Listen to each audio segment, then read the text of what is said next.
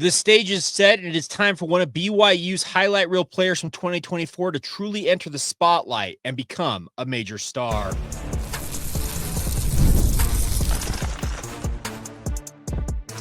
You are Locked On Cougars, your daily podcast on the BYU Cougars, part of the Locked On Podcast Network, your team every day. What's up, everybody? Welcome into Locked On Cougars, your daily podcast focused on the BYU Cougars. I'm Jake Hatch, executive producer of the KSL Sports Zone in Salt Lake City, Utah, and a 13-year credentialed media member. I am, of course, your resident expert and insider, your host here on this podcast. And as always, thank you for making Locked On Cougars your first listen of the day. Today's show is brought to you by our friends over at Game Time. Download the Game Time app today, create an account, and redeem the promo code Locked On College for $20 off your first purchase. All right, coming up on today's show, we're going to talk about a guy I think is really set to step into the spotlight this year and become a household name. That is Parker Kingston. Then we're going to talk with Andy Staples of On3.com. Had a great chat with him at Big 12 Media Days. You'll hear that conversation, a lot about BYU and the Big 12. And then we'll check in on one of BYU's opponents this season. That's the Texas Tech Red Raiders. They have spent a lot of money this offseason, and if these two teams are cracked up to what they're supposed to be, we could be looking at one of the premier matchups of the Big 12 conference slate. And we'll catch up with Joe Lopez, a good friend of this here podcast, to talk about just that. Another conversation I had down at Big 12 Media Day. So without further ado, let's dive right in and talk about a guy that I am expecting to take on a bigger role this year for BYU. It was one of my burning questions going into training camp for BYU, and that is, how much can Parker Kingston handle? And what I mean by that is Parker Kingston last year was a lights out punt returner, had that big punt return against Kansas State, 100 and whatever gazillion yards he ran, then thrown up on the sidelines, had another big punt return to break things open against Colorado. And now with Keelan Merring leaving the BYU football program during the offseason, the thought is that can Parker Kingston take on both kick return and punt return roles, and can he kind of elevate once again to taking on that big role and be a star in addition to what I believe will be a bigger role in the BYU offense as a wide receiver? He has been a do-everything player for BYU. He's been running a trick plays with throwing passes from his wide receiver spot. His ability to impact the football game is unlike many guys who are not quarterbacks. Now, it does help that he's got quarterback experience from his time in the high school ranks. That helps him, obviously, with throwing passes in those trick plays. But I really think that Parker Kingston is ready to kind of emerge and become a star for the BYU football program. He may already be a star in your mind, but I'm talking about being a guy that everybody talks about. Wearing the number 11. We all know those highlight reel plays last year, but the biggest thing is to become that household name, you got to be able to contribute meaningfully, essentially in every facet of the game. That means becoming one of the more reliable targets on offense for whoever ends up as BYU starting quarterback, being able to contribute, obviously, in the return game on special teams, making an impact with your ability in trick plays. So long as Parker is capable of carrying all that potentially he could be loaded up with, there's no reason to think that he can't emerge as a star player for the BYU football program. But that's my question. Where is the limit for a young man like that? Could they decide to leave him exclusively at punt return and try and find another kick returner out there? Maybe so, but knowing how competitive of a guy that Parker is, I can tell you he's going to be chomping at the bit to get the opportunity to be BYU's primary kick returner in addition to his punt return duties. They're two different skill sets, obviously, because you have to track the ball different ways. And obviously one situation in terms of where guys are coming from versus the other is different. But I can tell you, this is a young man who's got all of the ability to carry that load. I just wonder if it might be just a bit too much. Now, maybe you decide, you know what, he's going to be a primary slot receiver, and we do need to lighten the load with him on special teams. And maybe you decide that opposite of that, you maybe lighten the load on offense a little bit and say, hey, go out there and make an imprint on special teams. Now, obviously, the debate will go back and forth. Guys like Fesi Satake, Aaron Roderick, Kelly Papinga as BYU special teams coordinator, I'm sure they will cross-collaborate on this and make sure that they put Parker in positions to succeed while at the same time being very cognizant of making sure that they do not overload him as a football player and essentially burn him out at some point this season. That's what you want to avoid doing, is having a guy like that who is a thoroughbred and capable of contributing in so many different ways. But if you have him contribute so much that maybe by game 6, 7, 8, he's starting to really show effects of all the load you put upon him, That's what you need to avoid here. And I know that BYU has other wide receivers who are eager to take reps away from him, but he's got to be looking at it with Keelan Marion and Darius Lassiter exiting the football program. He's thinking right now, okay, Chase Roberts is right there. JoJo Phillips is probably in the mix as well. I'm at worst the number 3 guy in that wide receiver group in terms of the depth chart. I got a chance here to really make an imprint and really emerge.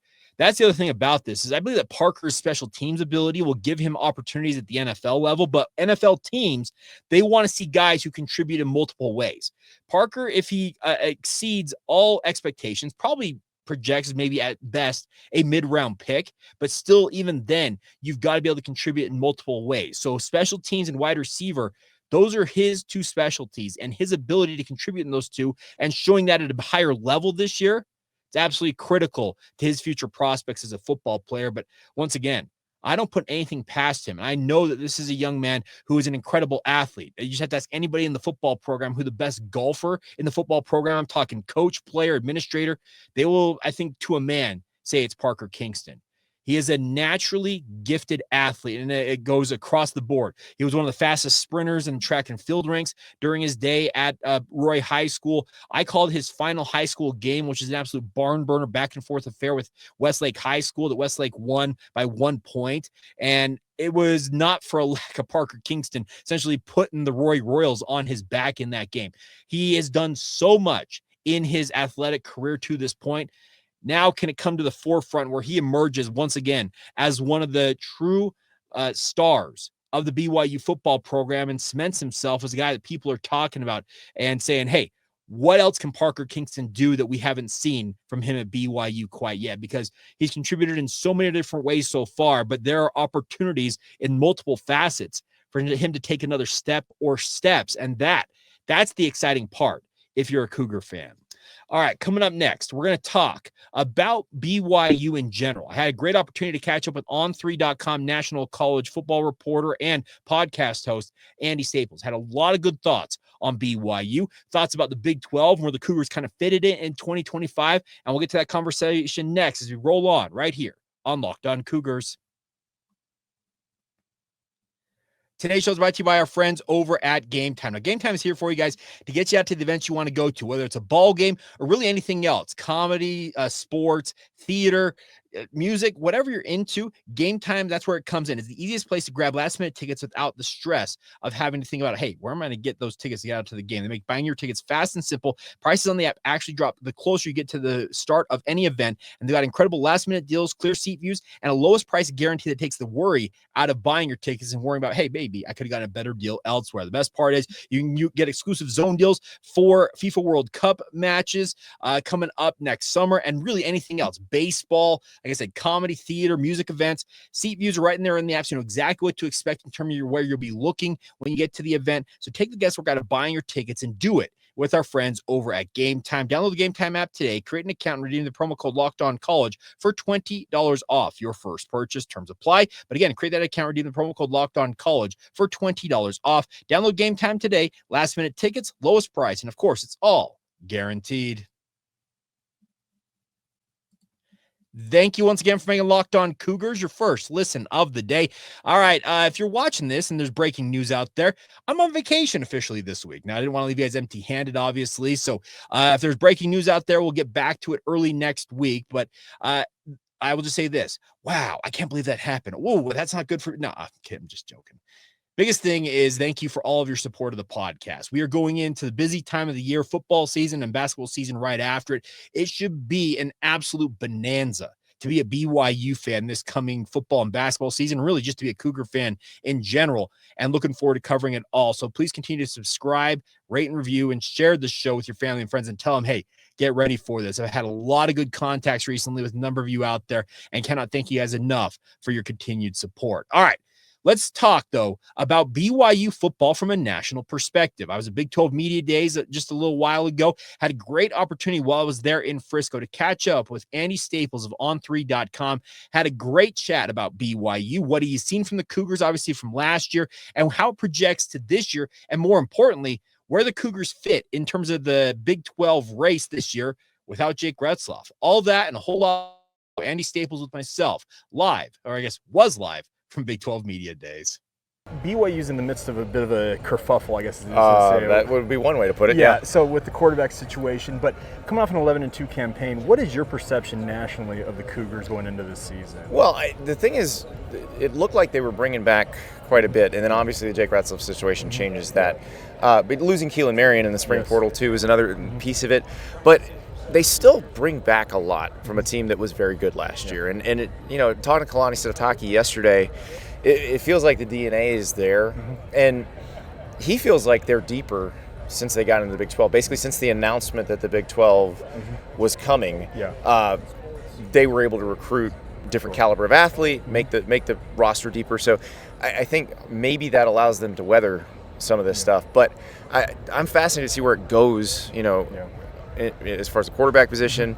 But I thought they were fantastic last year. I mean, you look at. I remember watching that SMU game and thinking, I don't know what these two teams are, and then you realize, oh wait, both these teams were really good. And so I'm excited to see what they can do, because I think BYU as a program can build itself, and we've talked about this, like what programs in the Big 12 can build themselves into national title contenders.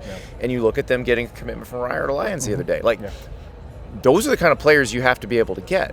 And BYU is showing, whether it be Ryder Lions, AJ DeBanson in basketball, that they can actually do that.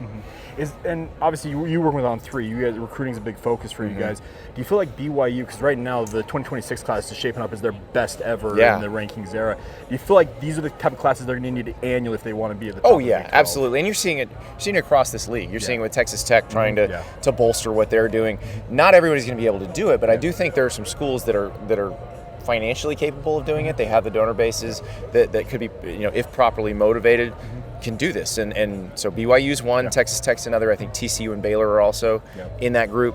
And it's just a matter of how can they activate that passion. And BYU's a situation where they can recruit nationally because of the church.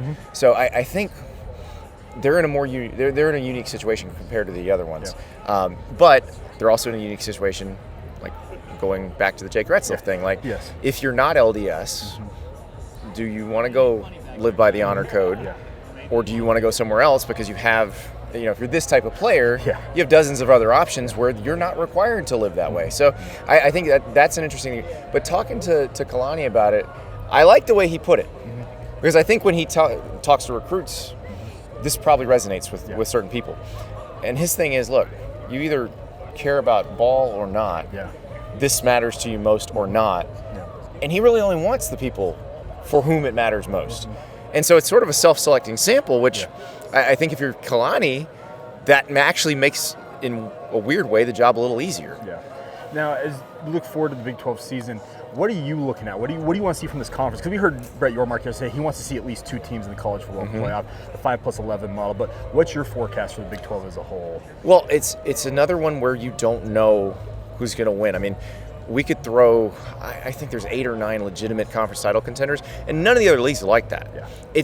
As a viewer, I think it's the most fun. It's my favorite to watch because I don't know what's going to happen. Now, Yormark talked about this yesterday, and I think this is something that it's not as much fun, but it's true. You kind of need 2, 3, 4 bell cow programs that are good every single year and do compete for national titles if you want to be like the Big Ten and the SEC. I think it's boring that you go to the Big Ten and you look at all the helmets and you're like, well, no, maybe these 4 guys can win it, but that's really it. Well, I'd love if you go there and say, well, I think Minnesota's going to win it this year. Here you can actually do that. But I think if you want to be truly healthy as a conference, if you want to be in the big time, you've got to have those 2, 3 that are really in the mix every single year. And, that's what we were just talking about with BYU, Texas Tech, TCU. Which of those programs can do that?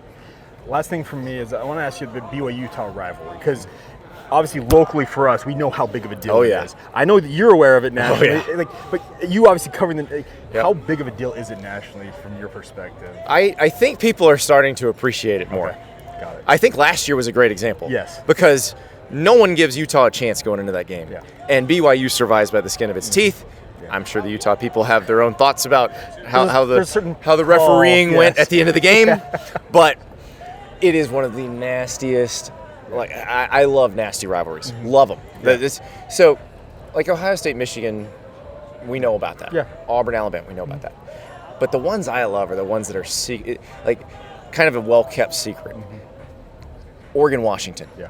Freaking hate each other. Yeah, absolutely, yeah. Mississippi State, Ole Miss, Yeah. the Egg Bowl. They are nasty. The dog pissing thing a few years ago got 2 staffs fired, essentially. So, And the fact is, it was the second guy trying to pee like a dog on the golf course in the rivalry. Yeah. So, that is what I like. So BYU Utah fits perfectly into that. Yeah. And then you obviously they call it the Holy War, but the name I've always somebody threw this to me on Twitter years ago, and I think calling it Church versus State would be even better because it is. Yes. That's really what it is. Yeah. But you have it divides families. People don't. I think people who've never been to Utah don't understand how close the schools are together. How many people go to high school together, and then somebody goes to BYU, somebody goes to Utah. It is awesome. It's such a good rivalry, and I think last year was such a great example of that. There you have it, Andy Staples from On3.com, and big thank you to him. And by the way, if you have not checked out his podcast, he does an incredible job covering college football nationally. So I would encourage you, if you want some more national perspective, check out what Andy's doing with On3.com. And I think he has some really positive thoughts about BYU, while also acknowledging, obviously, the struggles, because without Jake Retzloff, there's absolutely expected to be a drop-off for the BYU football program. But you can tell Andy's still pretty confident that BYU's got a good program, helmed, obviously, by Kalani Sitake, and looking forward to this year, honestly. I cannot express how much I'm looking forward to this football season.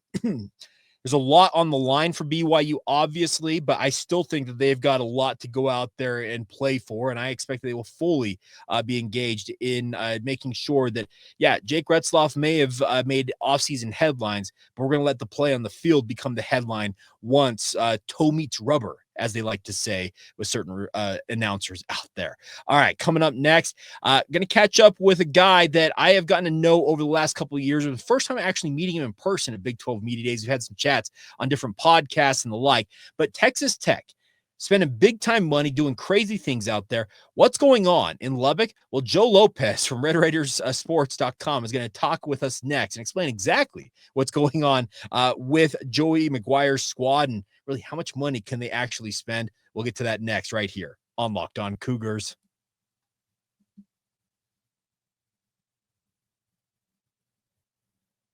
Thank you once again for making Locked On Cougars your first listen of the day. If you have not done so already, sign up for the Locked On Cougars Insider Group. Get the inside scoop on all things BYU sports that I've got for you guys as your resident insider here on this podcast. Best part is you get a 14-day free trial before you're charged a single penny. All you got to do is put your phone number into the website, and you're right there in the insiders group getting those updates sent to you via text message. That's why you need the phone number. Click the link in the show notes below. $5 a month to be a part of the insider group. But once again, you get 2 full weeks, 14 days before you're charged a single penny to be a part of the Locked On Cougars Insider Group. All right, time now to catch up with Joe Lopez, and he's a good friend. I've got to know him over the years, doing some podcasts with him, talking about BYU and Texas Tech. Well, Tech is absolutely making headlines with how much money they're throwing around.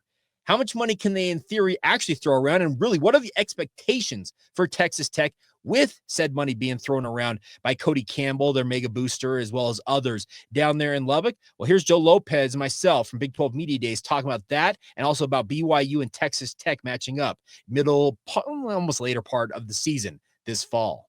Texas Tech, known for spending big money here. What has that notoriety been a good thing for the Red Raiders in your opinion? I mean, no, there's no bad publicity in this. The more eyes on your program, good, bad, or the other, there's eyes on your program. Yes. I mean, if you want to go back to the 90s, back in the New York Yankees when Steinbrenner was running it and, just buying players and scooping players up. Evil empire, man. And even the nice man who built this place, Jerry Jones, he's, just the more eyes on the team. And it's good. It started with Nigel Kennedy in the softball world, and now, with the Tech football team now and Cody Campbell, one of the biggest owners that Tech has, it's just, like I said, just having all the eyes on the program. It's good to have that publicity year-round instead of just, months at a time. Well, we heard Coach Prime just talk a little bit ago. He said, hey, some of you want us to watch us win, some of you want to watch us to lose, but you're still watching us. And I think that's got to be the kind of mentality for Texas Tech at the same time. Absolutely. But,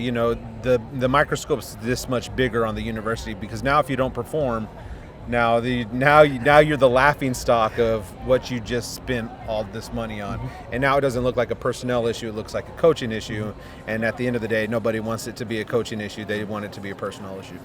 Now, with Joey McGuire, he's been, I think, a coach that people have kind of been eyeing, saying, okay, when's he going to break through here with this Texas Tech squad? Do you think this could be the year that they finally break through? This potentially could be the year. If you go back in his coaching history, back to whenever he was at Cedar Hill, it took him 3 years to build that program back into a state contending championship, and that's whenever it started, going over for him. He's in year 4, probably took a little bit longer over here, but whenever you don't have a healthy quarterback and you can't stop anybody on the defensive side of the ball, things aren't working in your favor. So I think this year 4 could be a very special year for this Texas Tech football team. Okay, BYU's headed to Lubbock this year. It's, I think, one of the more highly anticipated games, and just in terms of the reputation of these two programs.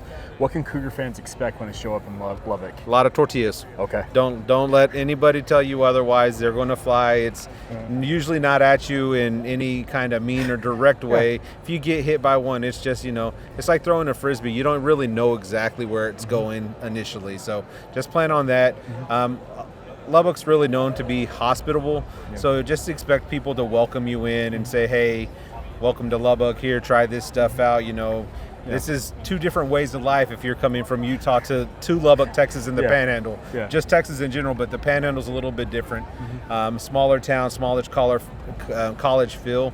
So just expect a warm welcome, except for whenever the game's going on for whatever part. But I'm expecting a pretty decent-sized contingency of BYU Cougars, with the Church of Latter-day Saints being in Lubbock as well. So, there's going to be some blue out there. So I'm really looking forward to, meshing with some of those guys making the trip. Tech's been upgrading the facilities at a astronomical rate in addition to the roster stuff they're doing. What's that been like for the program? I was lucky and privileged to be one of the few to go in there whenever it first opened, and there's if you ever want to know what $225 million looks like, just stare at pictures of the south end zone at Texas Tech, between the training facility and then the skyway that leads you into the south part of the end zone. Everything you could think about has been thought about and drawn up perfectly for this football team to be successful, for them to rehab properly. There's a barber shop in there. The coaches all have their offices are on the south end zone facing inside the stadium as well. Suites are over there, and then just everything that Tech has done forward thinking for players now and in the future, it's in there. They even have a podcast room for the players if they wanted to, do their own thing. Okay. Now, when you look forward for Tech, what are their aspirations? I know Cody Campbell, you already mentioned him. He is pumping money into this program. What is going to be the expectation level commensurate with that investment? I would assume that it's going to be something like you're going to see what the return is this year, right? So if this formula works, right? So if this formula works, I don't see it really going away unless they start capping off what this money is going to be. But I still think that's going to happen regardless. I don't think he's afraid to spend the money, especially if he's getting a return on his investment. So I think this is just the start of it. This is the first blueprint that Cody's run out there with Texas Tech, and we're going to see how it goes. And if it goes great, then I would just expect to see Texas Tech's name, writing checks, as much as you've probably seen some of the recruiting news for some of these high school students that are, tying their names to Texas Tech, from all across the state in the United States. Well, I just want to ask you about Felix Ojo in particular, because he's a 5-star prospect. When you beat the likes of Texas in the state of Texas for a guy, it's got to be notable in and of itself, but the numbers associated with that deal in particular, what can Ojo do in terms of what his impact could be on this program? Well, first and foremost, even Joey said it yesterday whenever he was talking, it was first things first is getting him on campus early. So as an early enrollee, so he could be a 2 deep, because you don't want to have that dead money sitting there, because you've already committed to this kid financially speaking, and you want to make sure that obviously you get a return on your investment. So having him in the two deep early is going to be huge for this Texas Tech football team. And like I said, it's another blueprint, and to see if it works on the high school ranks, because that $5 million for a 17-year-old kid, I mean, if you think about when you were that age, or like what you would do with $5 million and what